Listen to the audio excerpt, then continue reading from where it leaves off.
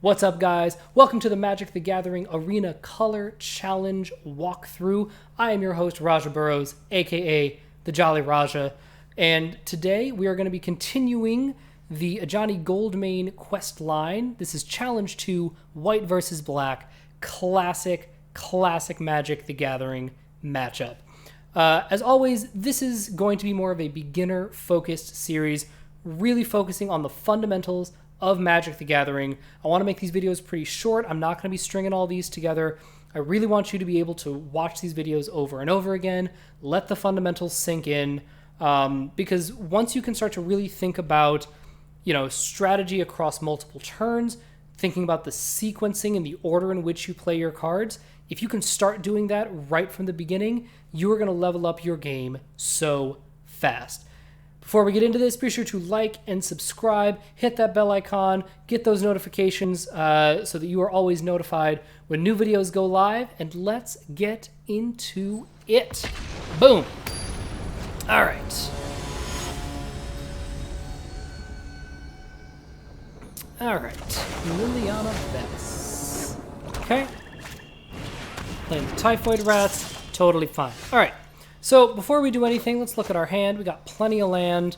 We have a Hallowed Priest and 2 Impassioned Orators. Can't do anything on turn 1, so I'm just going to play a Plains, pass the turn. Alright, so now I got another Typhoid Rats. Comes in for 1, no big deal. I got 20 life, we're good. Alright, so this is the first big decision point. I have 2 lands. I can either play the Hallowed Priest or the Impassioned Orator. So what I want you to do, I want you to pause the video, think about which one you want to play. No, really, yeah, pause the video, do the thing. All right, so you thought about it. All right, so if I play the Hallowed Priest first, I don't get the trigger off of the, right, there's no Impassioned Orator in play to gain me the life, right? The whole idea is I want to gain life so that my Hallowed Priest triggers. So this is a concept, you're going to hear me say this a lot in this series, sorry not sorry. It's called sequencing. So sequencing can happen in a couple of ways. Sequencing can be the order in which you play your cards on a given turn, but sequencing can also mean the order in which you play your cards across multiple turns. So if I play the Impassioned Orator first on this turn, next turn I can play the Hallowed Priest, I can play another Impassioned Orator, right? But I want to get that Impassioned Orator on the board so that whenever I decide to play the Hallowed Priest, I know that I'm going to be gaining life from it. So play the Impassioned Orator, pass the turn. Alright, Malakir Cullblade, 2 Typhoid Rats coming in. Let's take a look at Malakir Cullblade just to see what he does. Okay, Malakir Cullblade, whenever a creature an opponent controls dies, put a +1/+1 counter on Malakir Cullblade. Okay, so here's the thing. I already didn't want to block because Impassioned Orator gains me life. 1 damage from the Typhoid Rats, totally fine. I am not concerned. It does not affect me that much. So I wasn't going to block anyway, but now I'm really not going to block because if my Impassioned Orator dies, the Malakir Cullblade gets bigger. And I don't want that. I'm not here for that. So I'm going to say no blocks. I'm going to take the 2 damage. Okay, so I'm getting a lot of lands, but that's all right. We got plays. We're doing stuff. Here's what I want to do. I want to play the second Impassioned Orator. In practice, if my goal is to make this Hallowed Priest as big as possible, it doesn't really matter what order I play these in. But I think it's a little bit tighter to play the second Impassioned Orator. And now here's the question. Do I want to play this before or after I attack? They have a mana open. And, maybe it blocks with the Malakir Cullblade and has a combat trick, but I do think that attacking is still right, because maybe they don't have a combat trick, right? But I want to get the value, I want to start gaining back some of that life, so I'm going to play the Impassioned Orator first, so that I gained a life. And now, if I attack and they do something, at least I got a little value out of it. I'm going to attack. Doesn't block. Very smart not to block because we're just throwing it away. All right, here again. I have 2 damage coming in from the Typhoid Rats. I could block, but when I play the Hallowed Priest, I'm literally about to gain that exact 2 life back. I'm not going to block. I'm certainly not going to boost Malakir Cullblade. That seems terrible. I'm going to say no blocks. Going to 16. All right. Got the tactical advantage. Okay, so now I see 4 mana untapped. I don't know what they have. I got to assume something. So I do want to play the Hallowed Priest first.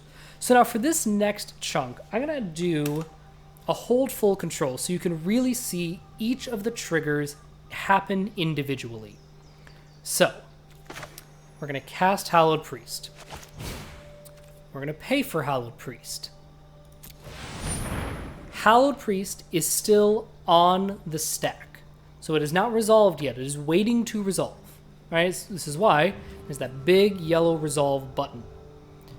So Hallowed Priest resolves. When it resolves, these 2 triggers go onto the stack. Right? So the stack is a concept in Magic. This is where things are waiting to happen. So these 2 things have not resolved yet. Now, they don't have anything. This would be a time where if they wanted to interact with my Hallowed Priest before I get the bonus, right? That's what the stack is for. This is where a lot of interaction happens. But seems like they don't have anything, so we're probably in the clear. But we're going to resolve these triggers one at a time to really show you how each of these triggers interact with one another. So we have the first Impassioned Orator trigger. Whenever another creature enters the battlefield under you control, you gain 1 life, right? So that's triggered off of the Hallowed Priest, right? You can see the little lines going to the different cards that are being affected. So I'm going to resolve this first trigger, and I'm going to go from 16 to 17. Right? So now once I gained that life, the Hallowed Priest trigger goes on to the stack. Whenever you gain life, put a +1/+1 counter. Resolves. Okay, now we have the second Impassioned Orator trigger. That resolves. I gain a life going to 18. Hallowed Priest trigger is now on the stack. When it resolves, Hallowed Priest will become a 3/3. Okay, we're going to take off full control. So now, going into combat, you know what? If they didn't have anything for my Hallowed Priest, or at any point, that would have been a really good time to get rid of any of the cards that I had. But they didn't do it. So I think I'm in the clear. I can't attack with Hallowed Priest because it just came into play. That is fine. But I am going to beat in with the 2 Impassioned Orators. And I still have this 3/3 Hallowed Priest left back as a blocker. Oh boy. Okay. Okay, so we got a Sengir Vampire. We'll talk about Sengir Vampire in a second. We got the Typhoid Rats coming in. Again, I don't want to block. I don't want to block. I'm gaining life. This is a life-gaining deck. Okay. So now we have some interesting decisions. Step 1, I'm just going to play a land. So I now have 5 white mana available to me. So I can do a couple of things. I can play the Angelic Reward and just start going to town. That is certainly an option. I can also maybe attack and use this tactical advantage, try to do some tricky things. But I can't do both because they only have 5 mana. So the question is, what do you do? What do you do? Again, pause the video, think about it. Thinking about it. All right, and we are back. So, here is the play that I like. I like playing an Angelic Renewal on the Impassioned Orator. Here's why I like that play. Look, I could put Angelic Reward on the Hallowed Priest. It would just become a massive flying creature. That would be great. But here's the thing. If they have any removal spell, now I'm in trouble. I got big problems if, if they decide, to just kill my creature, if they draw a card that kills my creature. So not only have they gotten 2 cards for their 1 card, which isn't great, it's probably 2 of my better cards. So this Hallowed Priest, as soon as I start drawing more creatures, this Hallowed Priest is going to get bigger. Like, it doesn't need the help from Angelic Reward that Impassioned Orator does. Now, in particular, the other reason I like putting it on Impassioned Orator is Impassioned Orator is a 2/2. Angelic Reward gives it +3/+3, which makes it a 5/5. Sengir Vampire is only a 4/4. Right? Again, classic Magic card. Oh, man. Whenever a creature dealt damage by Sengir Vampire this turn dies, put a +1/+1 counter. Cool. Still a 4/4. If I make my Impassioned Orator a 5/5, I can freely attack in. I'm going to put it on the Impassioned Orator. Right? And now you can sort of see this is a better board presence than having a 2/2, a 2/2, and a 6/6. Right? Now I have a 5/5 that does stuff. I have a 2/2 that does stuff. I have a 3/3 that can be a little bigger, right? I'm not so all in on one creature just like hoping to haymaker. That said, I am not going to attack with my Hallowed Priest because we'll just block with the 4/4 Sengir Vampire. It doesn't do anything. I'm going to wait until Hallowed Priest can get bigger, or I can use my tactical advantage to to kill their bigger creature with not a lot of mana. So I'm going to attack in with the Impassioned Orator. Doesn't block. Smart. Alright, we got another Sengir Vampire. Alright, so here again. Here's the thing. This looks like a scary attack. I'm not concerned. And the reason I'm not concerned is because I'm at 16 life. They're only coming in for 6. I'll be at 10. They'll be at 9. I like my board presence. I'm not scared. And I'm certainly not scared of the Typhoid Rats. So I go to 10. Oh, hachi-machi. Okay. So, I definitely want to play the Hallowed Priest during my first main phase. Because if, maybe they kill my Impassioned Orator, maybe they double block, maybe they do some crazy things, I want to make sure that I get the value. So I'm going to play the Hallowed Priest. Those two trigger, right? If you want to watch those triggers in slow motion, rewind the video. That really breaks down each one of those individual triggers so that you can see how that interaction really happens. Magic the Gathering Arena is really great because it just shortcuts all of that for you. So, now here's the question of how I want to attack. I definitely want to attack with my Impassioned Orator. I also kind of want to attack with my Hallowed Priest. Because it's a 5/5. And I have a tactical advantage. We can really get in and do some serious damage. There is an argument to just Alpha Strike, swing with everything. But depending on how they block, I may not be able to just win this turn, right? If we go, block the Hallowed Priest, block Impassioned Orator. Although, now that I think about it, no, I can't, because tactical advantage is only blocking or blocked creatures, right? So I can only use tactical advantage if a creature gets blocked. I think I just want to attack with the 2 5/5s. If they try to get cute and double block, I have the tactical advantage. I think we leave the Impassioned Orator home.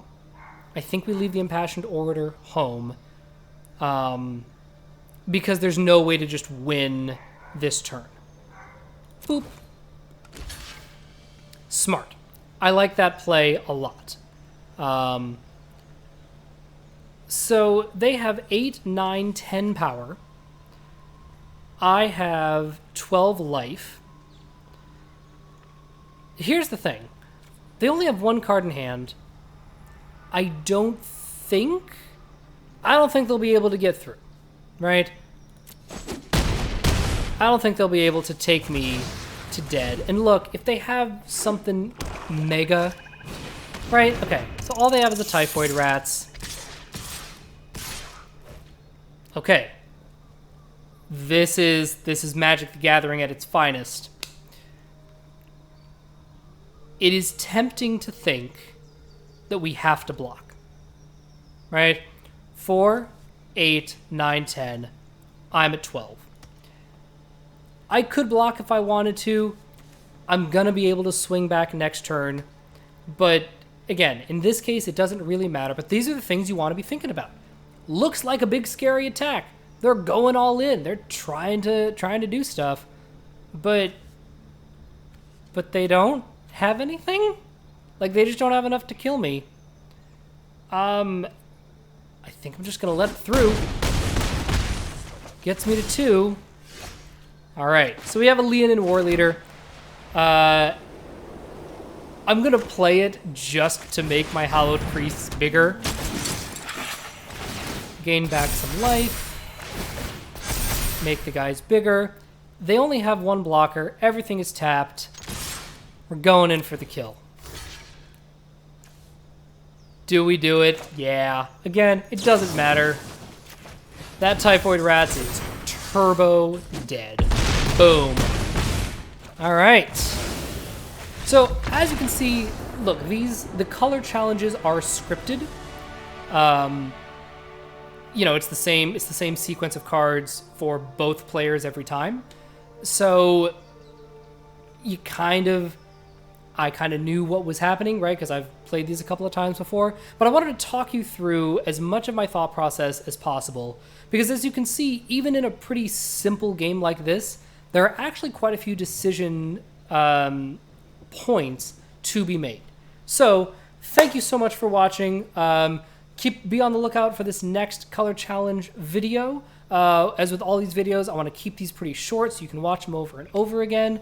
As always, be sure to like and subscribe. Thank you for hanging out with me, and I will talk to you guys later. Bye!